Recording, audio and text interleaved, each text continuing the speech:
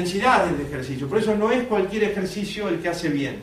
Hay un ejercicio que es el apropiado para trabajar sobre la enfermedad coronaria y hay otros que hacen mal y otros que no hacen nada. Y entonces, ¿cómo actúa el ejercicio correcto sobre las enfermedades como prevención primaria y secundaria? Y cuando digo prevención secundaria me estoy refiriendo ya a la rehabilitación cardíaca, ya actuar sobre la enfermedad constituida. Lo hace de tres maneras. Por un lado, un efecto indirecto, que es a través de la modificación de la mayoría de los factores de riesgo coronario. Ahora después vamos a tener una breve mención de cómo actúa sobre cada uno de ellos. Un efecto directo, que es actuando sobre los tres factores fisiopatológicos de la enfermedad coronaria, que son la disfunción endotelial y la inflamación, que es un proceso que ocurre en el interior de las arterias, en una membrana celular que se llama endotelio, después lo vamos a ver. Una disfunción de unas células llamadas células precursoras endoteliales o EPC, que son derivadas de la médula ósea y que tienen por función reparar el endotelio dañado, y que las personas que tienen factores de riesgo tienen menos de esas células, ahora lo vamos a ver más en detalle.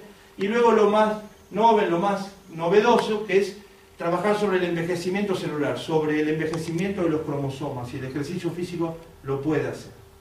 Y finalmente, efectos generales, que es sobre la disminución de la morbimortalidad y sobre la calidad de vida, y les voy a mostrar un trabajo que presentamos en el Congreso Mundial nosotros de Cardiología. Bien, vamos a ver entonces los efectos de la rehabilitación cardíaca, y van a ver que son los mismos efectos que ocurren sobre la población en general, aunque no tengan efectos, aunque no tengan enfermedad cardiovascular. Bien, ¿qué hace sobre el ejercicio sobre los pacientes con hipertensión arterial? El ejercicio físico de rehabilitación, bien hecho, disminuye la presión arterial. Normalmente el ejercicio eleva la presión arterial, pero cuando uno trabaja de una manera apropiada, como las chicas saben, con cargas crecientes, controlando al paciente, la presión es como que engañamos a la fisiología normal y prevalece una vasodilatación por sobre la vasoconstricción, por lo tanto la presión cae. ¿Cuánto cae? 8 a 10 milímetros, que no es poco en cardiología. Y si el paciente encima lo acompaña de una buena dieta, un buen plan de rehabilitación con nutricionistas y todo, y baja de peso, puede bajar hasta 20 milímetros de mercurio, cosa que a veces hace que los pacientes tomen menos medicamentos, cosa que también es muy buena. Y que a los laboratorios les enoja sobremanera, pero lo que no se dan cuenta es que los pacientes van a tomar por muchos más años, y no por un corto tiempo. Pero ellos quieren ganar igual todo de golpe, ¿no? Pero bueno, eso es otro tema. Disminuye la frecuencia cardíaca, porque cuando uno se entrena a carga submáxima, la frecuencia cardíaca disminuye. Y al disminuir la frecuencia cardíaca y la presión arterial, estamos disminuyendo el consumo miocárdico de oxígeno. El músculo cardíaco requiere menos oxígeno. Y si requiere menos oxígeno, eso es muy bueno cuando hay lesiones coronarias, porque uno puede hacer más actividad física con menos requerimiento, con menos demanda metabólica cardíaca, del músculo cardíaco. Esto nos lleva a desplazar un umbral que se llama umbral isquémico, que es el punto en donde se produce angina de pecho. Es un punto donde uno hace un esfuerzo, sube la presión a un nivel y la frecuencia cardíaca a un nivel. En ese punto el corazón requiere más oxígeno. Nosotros al entrenarlo podemos hacer que para que llegue a ese punto tenga que duplicar la carga de trabajo. Por lo tanto, ese umbral isquémico, ese punto donde hay déficit circulatorio, se desplaza. Supongamos, si camina 10 cuadras y tiene isquemia, se desplaza a 20 cuadras. El paciente gana en seguridad porque el problema ocurre cuando existe isquemia. Eso se desplaza. Pero además a veces se supera ese umbral isquémico, y esto es porque el ejercicio físico optimiza un proceso biológico natural que se llama angiogénesis, y en algunos otros órganos es arteriogénesis y vasculogénesis. En el corazón no está totalmente demostrado, pero es un proceso biológico natural de formación de neovascularización. Unos vasos muy chiquititos que están cerrados a través del ejercicio físico, si uno los entrena apropiadamente, puede hacer que esos vasos se abran, se fortalezcan y se transformen en bypasses fisiológicos. Eso puede ocurrir también, por eso tenemos muchos pacientes con angina de pecho, con cámara gamma patológica, que al cabo de un año la isquemia le desapareció y no se operaron. No solo por el ejercicio, sino porque también las estatinas y la dieta y todo lo demás. Además, mejora la disfunción endotelial y la inflamación endotelial, que vamos a verlo más en detalle después. Mejora el consumo máximo de oxígeno, es decir, que la capacidad funcional, y la capacidad funcional tiene que ver con la mortalidad. Y esto es muy importante. Las personas que tienen pobre capacidad funcional tienen más mortalidad, tengan la enfermedad que tengan. Hay estudios que muestran, por ejemplo, que los diabéticos, enfermedad pulmonar obstructiva crónica, coronarios, hipertensos, obesos, y los dividen en 3 niveles de fuerza, de capacidad de hacer cosas a nivel de una ergometría. Los miden, un nivel bajo, un nivel intermedio y un nivel alto, con la misma enfermedad. Y al cabo de 7, 10 años se mide quiénes están vivos, quiénes están muertos. Los que se mueren más son los que tienen la misma enfermedad pero pobre capacidad funcional. Por lo tanto, el aumentar la capacidad física, la capacidad de ejercicio, disminuye, tiene un efecto importante sobre la mortalidad. Tanto es así que por cada METS, que es una forma que nosotros medimos la capacidad funcional, por cada METS ganado se puede bajar entre un 12 y un 18% de la mortalidad. Por eso, fíjense que no es un hecho menor el poder hacer ejercicio físico en prevención y en rehabilitación. También mejora el peso graso, tanto el porcentaje de distribución y la cantidad de grasa. A veces no bajan el peso los pacientes, pero cambian el peso graso por peso magro.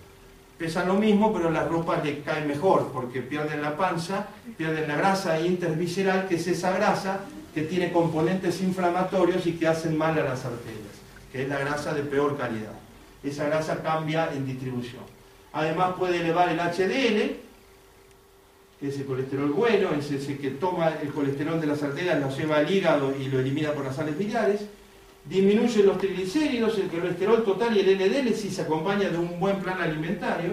Y si logramos todo esto, vamos a enlentecer la progresión de la enfermedad coronaria, que es una enfermedad que tiene tratamiento pero que no tiene cura, pero sí podemos enlentecerla. Y hay algunos estudios que muestran que puede haber cierto grado de regresión de placa. Hay varios estudios con estatinas y con rehabilitación que muestran que la placa de ateroma se achica.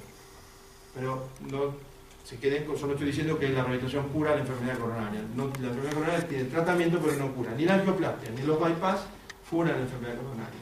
Ni nosotros tampoco. Sí podemos enlentecer el proceso.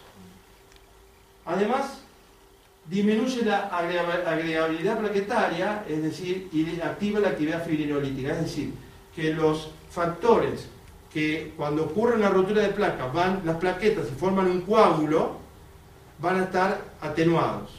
Va a tener cierto efecto como la aspirina. La sangre, las plaquetas van a resbalar y se van a unir mucho menos. Entonces, si se rompe una placa, a pesar de que hacemos todo bien, ese coágulo va a ser más chico. Y además se va a alisar antes. Por lo tanto, ese infarto va a ser menos grave, como vieron en el estudio anterior que se hizo en Londres. Es decir, no elimina la posibilidad de tener un infarto, pero ese infarto va a tener menor consecuencia. Estimulamos la capilarización en el músculo estriado, en el músculo esquelético, esto está totalmente demostrado, y disminuye la fatiga muscular. Esto es muy útil en la insuficiencia cardíaca. Los pacientes con insuficiencia cardíaca están muy limitados, principalmente porque tienen acidosis metabólica. Nosotros los entrenamos en rehabilitación cardíaca y cambiamos la morfología de las células de los músculos periféricos y transformamos unos músculos que tienen una capacidad aeróbica muy baja en músculos con una capacidad aeróbica más alta, de tal manera que entonces el paciente ya no tiene acidosis metabólica y gana en capacidad física. Hay menor liberación de catecolaminas, con lo cual se eleva el umbral a la taquicardia de la fibrilación ventricular, que son los eventos que llevan a la muerte. Disminuye la tasa de reinfarto fatal. Con esto disminuye la mortalidad y la morbilidad en enfermos coronarios, lo vamos a ver después. Aumenta la sensibilidad de insulina, esto es muy importante para la diabetes tipo 2, incluso las personas que no son diabéticas, pero que están borderline, que tienen la glucemia un poco elevada, cuando empiezan un plan de ejercicio físico y bajan de peso, pueden retrasar la aparición de su diabetes entre 6 y 8 años, cosa que es algo muy importante, porque la diabetes afecta a las arterias de una manera bastante penosa. Por otra parte, trabajamos sobre la incidencia de los síntomas de depresión. Fíjense, la depresión, como les dije anteriormente, es un factor de riesgo psicosocial, el estrés y la depresión. La depresión se asocia con la enfermedad coronaria y esto es muy importante porque habitualmente el cardiólogo en su consultorio, cuando viene una persona que sufre un infarto, le palmea la espalda y dice, bueno, mi amigo, esto es un infarto chiquito, no lea el diario, no vea el noticiero, camine 3 veces por semana, sea feliz y venga dentro de 3 meses. Todo facilísimo. Y entonces nosotros en rehabilitación nos especializamos en eso, en enseñarle al paciente cómo hacer eso. Por lo tanto, disminuimos de alguna manera los síntomas de depresión. En algunos centros incluso tienen psiquiatras y psicólogos que nos ayudan. Nosotros en la Ciudad de La Plata nos cuesta mucho que los pacientes interpreten que hay una relación directa entre la psicología y la enfermedad coronaria, pero a veces la misma red, los mismos pacientes, el mismo grupo y la preparación nuestra hace que los pacientes no requieran de un psicólogo o un psiquiatra para mejorar estos procesos y suben porque además el ejercicio libera endorfinas, que son unas neurohormonas que nos hacen sentir bien. En principio son anestésicos, pero producen sobre las hormonas del buen humor. Y finalmente mejora la calidad de vida en forma significativa. Esto tal vez sea lo que menos valora el médico y lo que más valora el paciente. La mejoría significativa sobre la calidad de vida es algo indescriptible. Hoy lo hablamos con Carlos y que uno se sorprende como un paciente que viene con un infarto, que no puede caminar, que está enfermo, que se siente triste, mal, con miedo a morirse, al cabo de 3, 4 meses lo tenemos corriendo, saltando, y que hay que estar frenándolo porque se confunden las cosas a veces, y entonces hay que estar frenándolo. Es decir, es una mejora de la calidad de vida de forma excepcional, y yo se lo voy a mostrar en un trabajo que presentamos en el Congreso Mundial.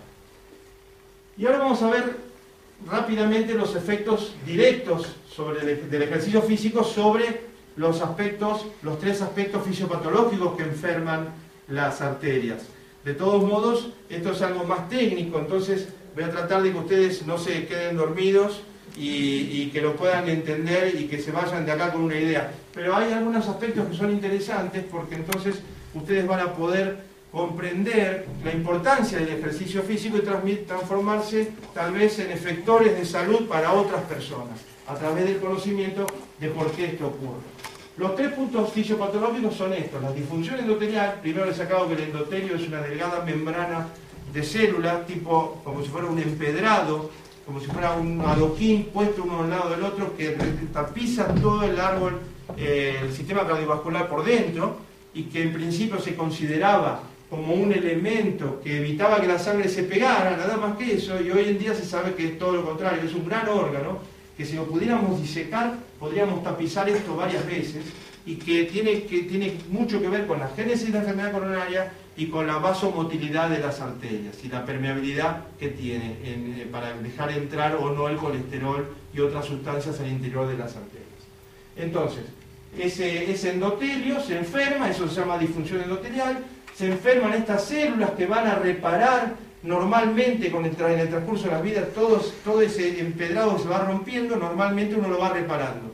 A medida que envejecemos y a medida que fumamos y que estamos gordos y que vivimos mal, ese mecanismo se deteriora y entonces da lugar a permitir que se produzca la placa de ateroma. Y finalmente, lo más nuevo, que es el trabajar sobre el envejecimiento celular, sobre el envejecimiento propiamente de las células endoteliales. Fíjense, estos son 3 investigadores norteamericanos que en el año 98 le dieron el Premio Nobel de Medicina por el descubrimiento de esta sustancia y las funciones que tenían sobre el sistema cardiovascular, el óxido nítrico. Y ahí está la clave del problema. El óxido nítrico es un gas liposoluble que se fabrica en el mismo organismo, que depende del metabolismo de la urea, y también se forma a partir de ciertos alimentos, por ejemplo, las nueces, las avellanas, las frutas secas, y se produce a partir de ahí esa sustancia que tiene múltiples efectos. Actúa sobre la motilidad vascular, sobre todo el árbol arterial, sobre la inflamación, la oxidación del LDL, la proliferación de células musculares, o sea, tiene acciones autócrinas y parácrinas, es decir, actúa en la zona local y también actúa a distancia. Ahí está, lamentablemente no existe una pastillita de óxido nítrico, lo tenemos que fabricar nosotros, y el ejercicio lo fabrica.